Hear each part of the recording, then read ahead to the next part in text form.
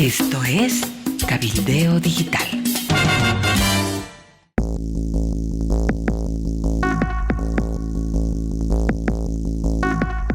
Hola, ¿qué tal? Qué gusto estar en domingo junto a ustedes. Esta es una edición de las noticias de último momento y que la podrán ver también este lunes. Le doy la bienvenida a Cacho Herrera y arrancamos con una noticia triste y sorprendente ocurrida en Santa Cruz. Cacho. Hola Amalia, hola amigos del planeta. Efectivamente, un niño de 9 años, se llama Lucas, ha sido raptado el viernes en la noche de un parque en la ciudad de Santa Cruz y estuvo plagiado casi 24 horas. Sus captores lo abandonaron este sábado en la noche en la zona norte de Santa Cruz. Él estaba deambulando solito y una comerciante lo avistó, lo acudió, lo arropó y lo llevó a la policía. No se sabe nada de los captores, Amalia, no se sabe quiénes finalmente lo secuestraron. Lo único que se sabe es que eran 2 personas montadas en una motocicleta que se llevaron al niño, pero no se sabe nada más, no se sabe si pidieron algún tipo de rescate o cuál era la finalidad de este hecho que ha conmocionado a Santa Cruz y por supuesto a todo el país. Por suerte apareció, aunque en condiciones, estaba sin zapatos, por ejemplo. Muy triste, muy triste. Otra noticia impactante viene de Chile. Han encontrado finalmente el cuerpo de Ronald Ojeda. Ronald Ojeda fue secuestrado. Ronald Ojeda es un ex militar venezolano que obtuvo asilo político en Chile. El régimen de Nicolás Maduro es particularmente cruel con los militares disidentes. Ojeda acusó a Nicolás Maduro de ser un dictador, esto en el intento de revuelta del 2017.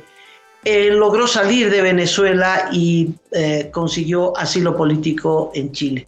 No es un militar de alto rango, un militar de alto rango, pero sí uno de los que visiblemente puso la cara para la oposición dentro de las Fuerzas Armadas venezolanas. Ya hace unos días, miembros de la oposición venezolana dijeron que era muy posible que Nicolás Maduro, para encubrir su crimen, había contratado a una banda criminal que opera en toda la región de Venezuela a Chile, que se llama Tren Aragua, que reúne a la cúpula de los maleantes venezolanos que operan en medio de millones, porque son millones de migrantes venezolanos que han huido de Venezuela por el hambre, y entre ellos hay muchos delincuentes maleantes que se meten en medio de la gente y que hacen fechorías en la región.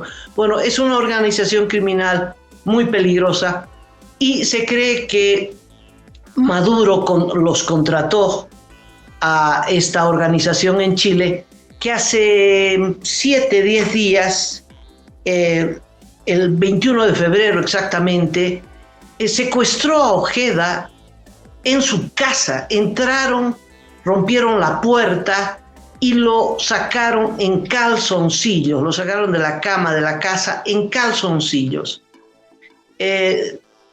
Era evidente que la mano de Maduro, de la dictadura de Maduro, estaba detrás de este secuestro, y hace pocas horas encontraron el cuerpo de Ojeda, que es un hombre que no llega a los 40 años, en el fondo de una cuneta en la comuna de Maipú, próxima a Santiago.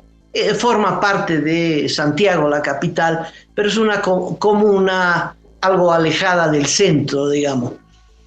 Pues allí encontraron el cuerpo de Ojeda, y la ministra de Seguridad de Chile dijo que no iban a cesar en buscar a los responsables. Seguramente encontrarán a los responsables materiales, esperemos que sí. Hay un detenido, un menor venezolano, y hay algunos sospechosos ya, pero está claro que la autoría intelectual está al norte de la región.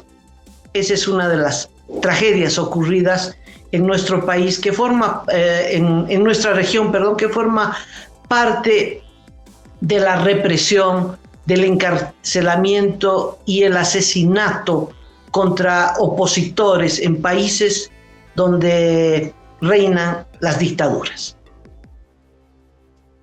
Dos apuntes, digamos, complementarios, Amalia. Uno es que sí tiene que ver este crimen con fines políticos. El ex militar Ronald Ojeda estaba refugiado en Chile, tenía refugio político en Chile otorgado por el gobierno del presidente Gabriel Boric.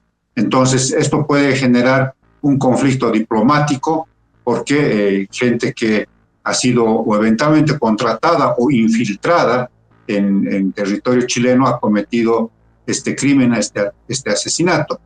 Y segundo, esta organización, el Tren de Aragua, es una organización criminal que se ha extendido por varias partes de la región en este éxodo de venezolanos a varias partes del continente. Hay una investigación que ha desarrollado varias cadenas internacionales asociadas, Amalia, amigos, junto con la red Unitel, que han incluso llegado a establecer, han seguido las pistas, y el Tren de Aragua incluso ha llegado hasta Nueva York, hasta varias ciudades de Estados Unidos, en estas actividades ilícitas de tráfico de drogas, tráfico de personas, tráfico de órganos. Es tremendo, tremendo. Es una suerte como del PCC del Brasil, pero más o menos en el caso venezolano. Es muy grave, muy delicado este tema del Tren de Aragua. A propósito de este tema, una red informativa, Conectas, hizo una nota publicada en Cabildeo Digital, se la recomiendo, a propósito de los otros Navalny, los Navalny latinoamericanos. Navalny, el opositor ruso que apareció muerto estando preso en una cárcel del Polo Norte, donde pues Putin pone a los opositores. Navalny era la cabeza de la oposición en Rusia. No se sabe las circunstancias en las que murió. 10 días después de su muerte en prisión, su cuerpo fue entregado a la madre y el paso del féretro despertó pues esta expresión de dolor, de solidaridad, a pesar de las amenazas de Putin. Navalny ha sido asesinado por el régimen de Putin y hay muchos Navalnys en Latinoamérica. Uno de ellos, Ronald Ojeda, cuyo cuerpo se acaba de encontrar en Santiago de Chile. Pero hay una larga lista de detenidos, entre ellos los detenidos en Bolivia, que suman cerca de 200 los presos políticos. En esta nota de Conectas se detalla este drama de las dictaduras, la intolerancia que puede llegar al crimen y esta represión que impide la expresión de protesta frente a medidas como la que adoptada por el régimen cubano, que ha subido el precio de la gasolina en un 500%, y la gente se la tiene que tragar porque el que protesta va a la cárcel. En Cuba, dice esta nota, hay más de 1.000 presos políticos, 1.066 registrados, entre ellos algunos menores de edad que salieron a la calle en julio a protestar pidiendo libertad y comida.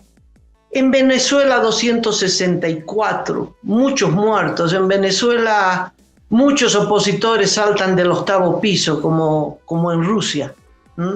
En Nicaragua 222 y un centenar que han sido expatriados, a los que se les ha quitado además la nacionalidad. Muchos eran sacerdotes. Creo que una gestión del Papa Francisco ha logrado la liberación de uno de ellos, encabezados por el obispo en Nicaragua. Y en Bolivia, ustedes saben, hay cerca de 200 presos políticos. Es el drama de la región con dictaduras Dictaduras que yo considero débiles porque están asentadas en crisis económicas insostenibles, pero a pesar de eso, como en Cuba, aunque aflojan, reconocen que el socialismo o el modelo socialista no sirvió sino para aumentar la pobreza del pueblo, no aflojan el autoritarismo, la dictadura, en el manejo de la cosa pública, el manejo del Estado. El Estado sigue en manos del partido único y ese partido único responsable de las crisis y el drama humanitario que viven estos países, y nosotros en camino a sumarnos a ese drama, pues al revés, acentúan la represión para retener la protesta popular. Y si de presos políticos estamos hablando, Amalia, amigos, llama mucho la atención la situación en la que está en este momento don Luis Fernando Camacho, el gobernador de Santa Cruz, preso político del gobierno del presidente Luis Arce, porque hay una decisión judicial tomada por un tribunal de Santa Cruz que establece, según su defensa de manera inapelable, que tiene que ser trasladado de la cárcel de Chonchocoro a la cárcel de Palmasola para que asista a una audiencia de carácter presencial por uno de los tantos casos que le sigue el gobierno a través de la justicia cruceña. Mira, el ministro de Gobierno y otras autoridades han estado señalando recurrentemente que no lo van a hacer, que no van a trasladar a Fernando Camacho a Santa Cruz porque no quieren generar ningún tipo de movimiento social, ningún tipo de conflictividad en el departamento de Santa Cruz, y que ellos deciden al final, ¿no? Por encima de cualquier decisión judicial está la última palabra, la del gobierno. Entonces esto es otra muestra de que nada vale si no son las decisiones del gobierno de turno, en este caso del gobierno de Luis Arce, y por tanto este es un nuevo abuso porque hay una decisión, en este caso de la justicia constitucional, para que Camacho esté frente a un juez en la ciudad de Santa Cruz. Y lo extraño, y este es el otro elemento, Amalia, es la casi pasividad en Santa Cruz de la gobernación, que ahora está conducida por don Mario Aguilera, del Comité Cívico Cruceño, que muchos califican de débil, de tibio, de insípido, de los sectores políticos, de las élites económicas de Santa Cruz. Realmente hay un no me importismo y parece que va a llegar el día, es el 11 de este mes, el 11 de marzo, y don Luis Fernando Camacho va a tener más que asistir de manera virtual a su audiencia, él estando en Chonchocoro y los jueces, el tribunal o el juez al que se tengan que enfrentar estando en Santa Cruz de la Sierra. Cuando el gobierno no somete a los jueces, como a toda la cúpula del Poder Judicial, a los prorrogados, son sometidos de rodillas frente al Ejecutivo, y de repente aparece un rebelde como este juez de Santa Cruz, y han aparecido uno que otro rebelde, Cacho, que merece aplaudirlos, ¿no? Y que a pesar de los designios del gobierno dice, quiero en presencia al señor Camacho. Por supuesto en contra del criterio del gobierno, pues el gobierno no le hace caso. A ese nivel, a ese grado se ha llegado en la relación que hay entre el Ejecutivo y el Poder Judicial. O te sometes o no te hago caso. Es más, le van a buscar, quién sabe, 1000 cosas al juez para despedirlo, destituirlo, procesarlo. Bueno, así están las cosas. Los que están de plácemes, los que están seguramente con una sonrisa de oreja a oreja, son los magistrados prorrogados, Amalia. En todo este bochinche que ha habido en estos últimos días, en todas estas sesiones bochornosas, peleas, empujones, patadas, puñetes, de todo, los que salieron ganando fueron los magistrados prorrogados, que no se sabe hasta cuándo van a estar en sus altos cargos, No se sabe finalmente si don David Choquehuanca va a convocar a una sesión de la Asamblea Legislativa para tratar este tema tal como le ha pedido don Andrónico Rodríguez a través de una nota oficial, pero está claro que esto es ad eternum, indefinido. Están ahí en sus puestos y nadie los va a mover por obra y gracia del gobierno del presidente Luis Arce. Pero además había empezado una suerte de concurso de competencia de congresos de ampliados. El arcismo ha anunciado un congreso ordinario para el 3, 4 y 5 de mayo, donde va a intentar quedarse con la sigla y con la candidatura. Y este fin de semana hubo un ampliado en Cuatro Cañadas del Ebismo, que ha ratificado a don Evo Morales como candidato único para las próximas elecciones presidenciales. Toda derrota provoca crisis interna, Cacho, y eso es lo que está pasando en Comunidad Ciudadana. Anteriormente le pasó a Creemos. Lo que pasa es que ambas organizaciones tuvieron alianzas. Creemos con la UCS de Johnny Fernández, actual alcalde de Santa Cruz, y luego ya en el terreno de la política UCS pasó a ser aliado del gobierno de Arce, y entonces eso se reflejó en el Parlamento, y una fracción de Creemos rompe con la dirección de Camacho y se separa, ¿no?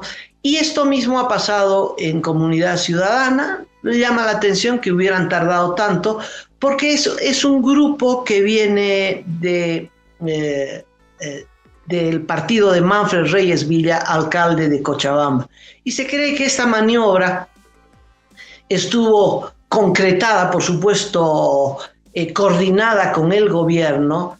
No se sabe si hubo maletinazo o no, o fue una decisión política de NFR, de Manfred Reyes Villa, de simplemente abrirse de Comunidad Ciudadana y pasar a la votación junto con Arce. La batalla en diputados estaba ganada, Cacho, por eso el golpe es fuerte, porque el arcismo no tenía mayoría para hacer aprobar sus créditos, y entonces la oposición tenía dos tercios en diputados, y la batalla estaba ganada. O discutían lo de la prórroga, porque la oposición tenía 2/3 de la votación.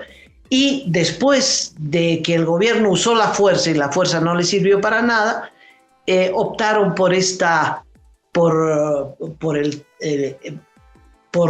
usar a los tránsfugas. Yo corrijo, no eran 15, eran 11 identificados, y los 11 le dan la victoria al arcismo y aprueban los 6 créditos que estaban pendientes. Estos créditos, porque son leyes, van a pasar al Senado y veremos qué pasa en el Senado, pero se teme que ocurra lo mismo, ¿no? Y claro, dentro de Comunidad Ciudadana ahora están buscando al responsable, ¿no? Que tú te dormiste, que tú no fuiste, que tú no estuviste, que, en fin, al margen de los 11 que ya se dan por perdidos. Siempre las derrotas, grandes derrotas, vienen de adentro, Cacho, no vienen de afuera, ¿no? Podemos ver lo que está pasando con el MAS. Has visto que no ha sido una influencia ni del imperialismo yanqui, ni de las pititas, ni de nada. Es interna la lucha, y es así como terminan, como se gestan las derrotas, con las crisis internas. Y esto está pasando en la oposición también. Veo que hay un Big Bang político en el país, ¿no? Todo está explosionando el MAS, y qué te voy a decir, la oposición. Todo está volando por los aires, y ese desorden, ¿no? Esa anarquía va a tener que terminar en el realineamiento de fuerzas de alguna forma. Si en el oficialismo, en el MAS, hay 2 núcleos fuertes que van a pelear por quedarse con la sigla y con la candidatura, es obvio que Arce tiene las de ganar. En En la oposición, Cacho, hay 21 candidaturas, ¿no? Es decir, todos los días tenemos un nuevo candidato y bueno, hay propuestas, yo creo el sentido común dice 21 candidatos, no vamos a ningún lado, es como no tener ninguno. Se tiene que encontrar un mecanismo que sería muy bien unas internas, si es que las internas fueran abiertas a toda la población. Las internas por ley son para los militantes y entonces nadie quiere registrarse como militante de ningún partido y por lo tanto las militancias son minúsculas. Pero se tendría que buscar un mecanismo, no sé cuál, por el cual todos los que quieran participar, 21 o 50, se sometan a un escrutinio popular de la oposición para escoger un candidato único, ¿no? Pero no se encuentra todavía el mecanismo para resolver esta crisis. Que podría ser la constitución de una suerte, de una cosa parecida a una especie de una mesa de unidad, ¿no?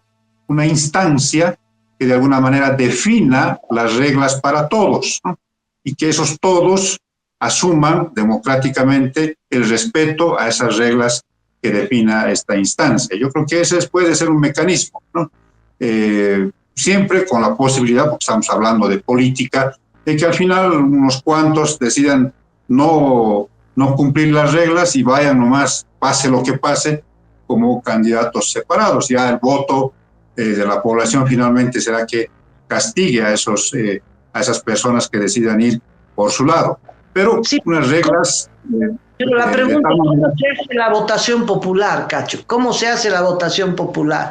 Si se hace interna solamente de acuerdo a ley, el Tribunal Electoral solo admite militantes, la lista de militantes de cada partido, y solo los partidos con representación, todos los partidos con personería jurídica. Entonces no representan a nadie, ¿no? Es lo que pasa... Lo que pasa mal es que son dos tiempos, ¿no? Lo que son dos tiempos. Una mesa de unidad que organice la consulta, pero ¿cómo se hace la consulta, no? Al margen de el Tribunal Electoral, luego el Tribunal Electoral no te reconoce esa candidatura. En fin. Lo que pasa es que son dos tiempos. Voy a poner un ejemplo tremendamente hipotético. Amalia Pando y Cacho Herrera quieren ser candidatos a la presidencia y vicepresidencia. No tenemos partido, Amalia. Entonces tenemos que buscar un partido. Nos acepta el partido X y en la primaria vamos por ese partido X. Entonces las reglas de juego es que nos inscribamos por ese partido, ganamos las primarias y somos candidatos de ese partido en las primarias. Siguen las reglas de juego. Es decir, con cuánto hemos ganado, y esa mesa de unidad escogerá saber si somos más idóneos que los otros, tenemos más posibilidades que los otros tienen más posibilidades que nosotros, y entonces buscar maneras de que al final quede lo mejor para enfrentar a los candidatos oficialistas. Esto se ha probado en Venezuela, en otras partes, y puede funcionar. María Corina Machado, por ejemplo, viene de ese tipo de ejercicios que se hacen en este tipo de instancias. Sí, pero Cacho, tanto Corina Machado como las internas en la Argentina es con participación abierta del público. Supongamos la candidatura de fulanito en el partido de los demócratas. ¿Cuántos son los demócratas en La Paz, Cachito, que puedan votar? Nadie. Iván Arias. Nadie más.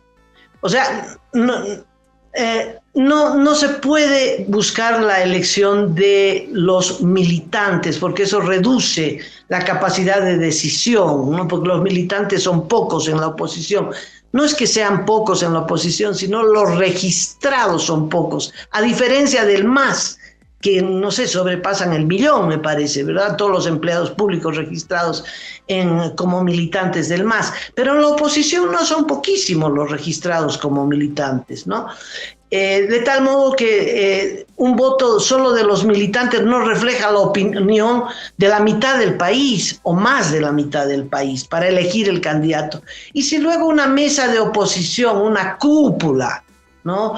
Decide, no, estos sí, estos no, no sirve de nada. No, la idea es que si hay 50 candidatos, los 50 se sometan al voto popular. En fin, Cachito, ¿para qué nos vamos a romper la cabeza ni gastar tiempo? Este es el problema. Simplemente dejamos claro que aquí que la oposición tiene un problema de cómo eliminar tantas candidaturas y buscar una candidatura única. Hay un problema, que no hay un mecanismo que facilite eso.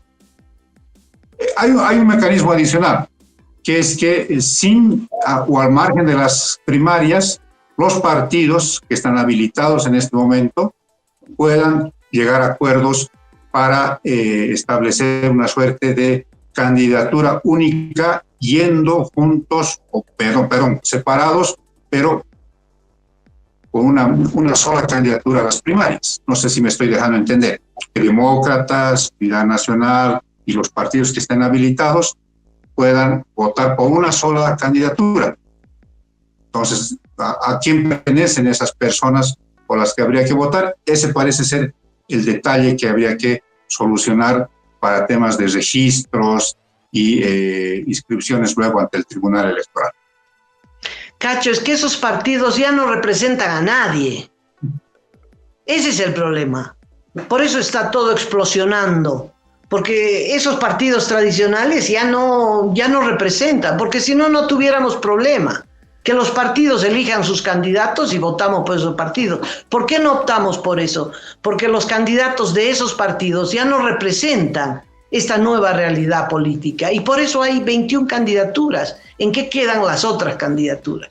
En fin, dejemos el problema acá y pasemos a otro tema, si usted me permite. Adelante. Hay un anuncio que va a marcar la crisis económica, Cacho. El 30 de septiembre próximo, Argentina deja de comprar gas natural boliviano. Y ahí se acaba una de las fuentes de ingreso, no muy seguras porque Argentina recibe el gas pero no lo paga, acumula deuda. Esperemos que algún rato la paguen. Pero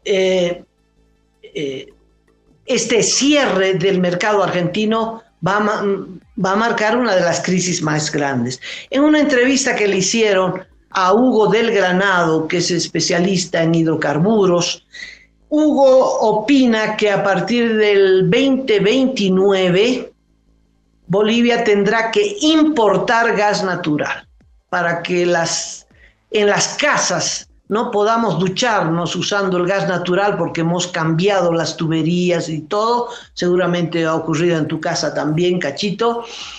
Para usar la cocina a gas, pues ya no va a haber gas natural. Made in Bolivia, vamos a tener que comprar. Y eso es, Cacho, es muy grave, muy grave. Y para que la cosa se ponga aún más grave, te contaré que el precio del litio, que nunca logramos exportar, teniendo la reserva más grande del planeta, resulta que no hemos exportado nunca. Hemos dejado pasar la oportunidad de oro que tenía Bolivia con el litio. Bueno, ahora ya no conviene producir litio. Ha caído la tonelada de litio a $13,000. Esos $13,000 ya no cubren el costo de producción. Y por lo tanto, invertir en litio hoy ya no sirve. Todas las inversiones que estaban interesadas, los chinos especialmente, en litio, ya pierden interés, ya no llegan.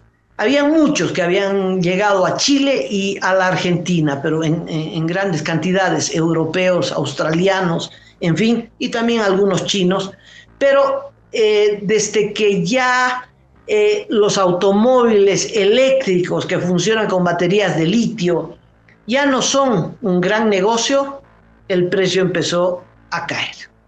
¿Y qué es lo que está pasando ahora? que están buscando otras alternativas energéticas limpias, que le llaman, que no sean gas ni petróleo, y ahora tampoco litio. Y parece, y todo apunta al hidrógeno, y acaban de encontrar grandes fuentes de hidrógeno. Hay cantidades impresionantes de hidrógeno en el planeta, hay que encontrarlo, sí. Escuché que el gobierno también iba a buscar hidrógeno y me parece muy bien. Y yo creo que la cosa apunta ahí. Estamos tan atrasados, Cacho, ¿no? Porque todos los anuncios del gobierno siguen licitando y tratando de que vengan empresas chinas para el litio, y están licitando, siguen con plantas pilotos, es decir, experimentales, cuando ya el negocio del litio se acabó. Ahora se trata del hidrógeno, y hay una empresa colombiana, te cuento, muy avanzada en esta materia, muy avanzada en la tecnología del hidrógeno, que no es como el gas natural, es un elemento distinto que se mezcla con otros. Hidrógeno con oxígeno hace agua, por ejemplo, ¿no?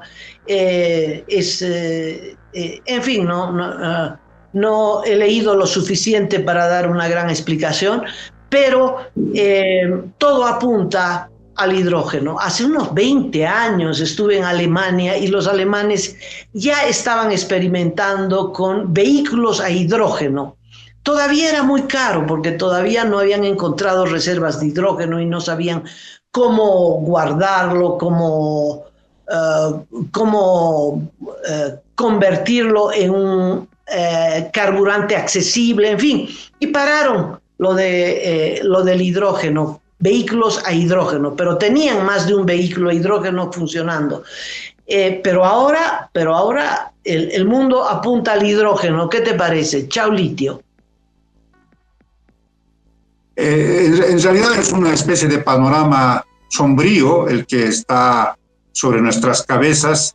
El presidente, en su participación en la cumbre en Argelia de países productores de gas, ha invitado a todos estos países que producen en este momento muchísimo gas a invertir en proyectos de exploración de gas, luego de que 12 perforaciones han fracasado en el último tiempo en el país. Pero muy optimista, el presidente dijo que invita a estos países porque hay muchos proyectos todavía de exploración, de búsqueda de reservorios de gas en Bolivia. Y como tú dices, están buscando gas por un lado, litio por otro lado, seguramente hidrógeno y otros metales de transición, como se llama el níquel, el zinc, ¿no? Estamos como ese niño con los ojos vendados en la piñata, sin saber a dónde va a dar un golpe certero con su palito, buscando ver a dónde se gana el premio mayor. Está así la situación, y mientras tanto la realidad económica sigue acuciante. El dólar, que la propaganda del gobierno dice que ya estamos en 6.96 nuevamente, no es verdad, sigue por encima de los 8 bolivianos en el cambio paralelo. En el cambio oficial está por encima de los 7 bolivianos, según la banda, según estos porcentajes que ha dispuesto el propio gobierno. Y entonces no hay un dólar que haya retornado al precio oficial anterior, así que este es un tema. Luego, no hay la subasta del diésel todavía, eso está demorado, se tuvo que hacer la semana pasada, pero no hay noticias de cuándo va a comenzar la subasta del diésel. La liberación de las exportaciones también está enfrentando dificultades. Los productores de oleaginosas, de soya, han hecho saber sus cuestionamientos, han informado este fin de semana que la campaña de verano va a producir 600,000 toneladas menos, producto de la sequía. Entonces va a haber menos exportaciones también del grano de oro. Bueno, estamos en una complicación general en términos económicos. Siguen la reducción de las reservas internacionales en oro y en divisas. Bueno, estamos complicados, Amalia. Amigos, es un panorama sombrío en términos generales. Como conclusión, quiero decir esto, Cacho. El modelo económico del que se vanagloriaba el entonces ministro de Economía, Luis Arce Catacora, se ha venido abajo, se ha hecho pedazos en la medida que los precios internacionales y los volúmenes de exportación del gas natural se han venido abajo.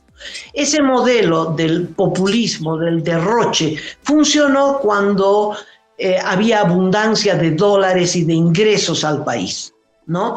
Entonces todo funcionaba. La fiesta fue fantástica, serpentinas y guirnaldas por todo lado y derroche y fantástico. Cuando se acaba el factor externo, porque Arce decía que este nuevo modelo productivo comunitario tenía que ver con el consumo interno, que el motor de la economía era el consumo interno. Bueno, el consumo interno se acabó cuando no hay divisas, fruto de la baja de la exportación, ¿no? Y ahí se acabó el discurso de Arce. Pero se acabaron varias cosas de ese modelo. Primero, la bolivianización, no sé si te acuerdas, ¿no? Vamos a cambiar, no vamos a usar dólares, vamos a incentivar el ahorro en bolivianos, todo es en bolivianos y chao dólar. Bueno, hoy el gobierno está vendiendo bonos en dólares, Cacho, ya no en bolivianos, en dólares. ¿Por qué? Porque no tiene dólares y aunque se hagan negocios con China en yuanes, se sabe muy bien que el dólar, es la moneda fuerte que acuña cualquier moneda local. O sea, lo de la bolivianización se vino abajo. Lo de la posibilidad de la nacionalización de yacimientos, que iba a ser la empresa que tenga la exclusividad de invertir en exploración, que fue la estupidez más grande, que es la causa de las causas, la madre del cordero, es la razón por la que estamos donde estamos.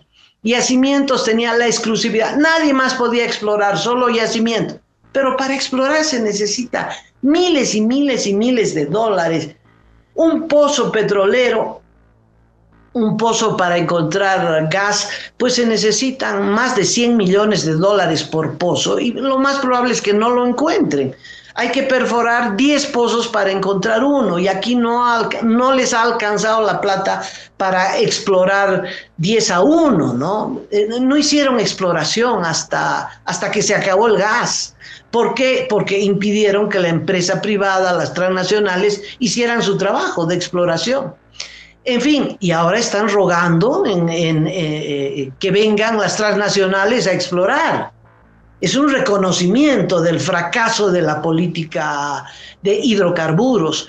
Y cuando el gobierno aprobó también que solo Yacimientos iba a importar carburantes, la exclusividad para Yacimientos, bueno, eso ellos mismos rompieron esa norma cuando ellos importan, pero le compran, permiten que empresas privadas que son transnacionales les vendan el carburante al precio que les da la gana. Y ahora, pues, tienen que reconocer que es mejor que las empresas privadas se compren el carburante al precio que quieran. En fin, hay un fracaso, todas las premisas, todas las bases de este modelo comunitario y no sé qué cosa más, que era el modelo del derroche, el modelo que promulgó Luis Arce Catacora, ha fracasado.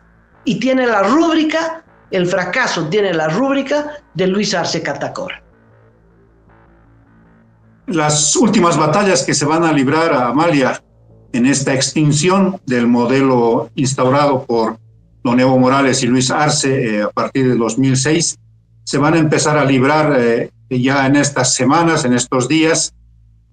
Para esta semana está prevista una marcha de parte de los médicos del sector de salud.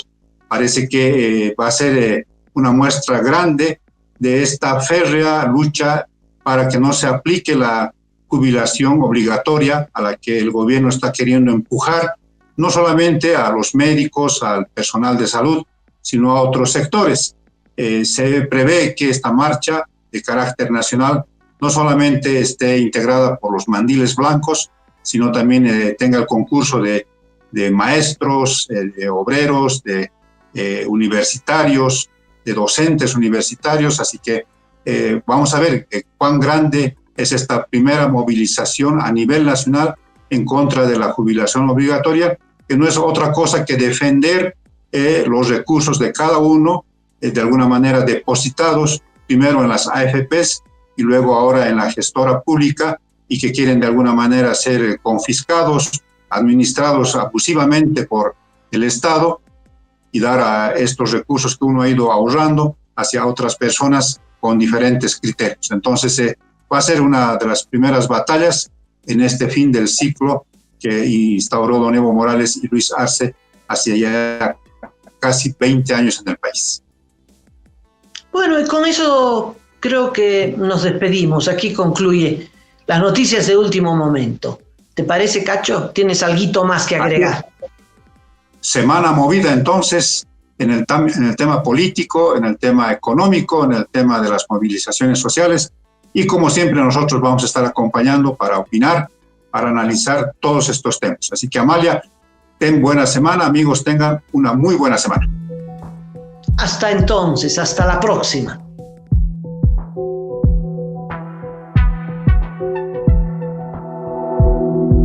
Aporta a Cabildeo Digital y apoya al periodismo independiente.